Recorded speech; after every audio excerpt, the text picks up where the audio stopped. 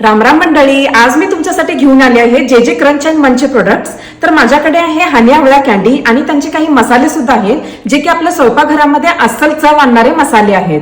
तर त्यांची हिंग पावडर, वेलदोडा पावडर, सुंठ पावडर आणि दालचिनी हे सगळे मसाले मी माझ्या रोजच्या जीवनामध्ये वापरू शकते। तर मी ही हनी आवळा कॅन्डी ट्राय करून पाहणार आहे।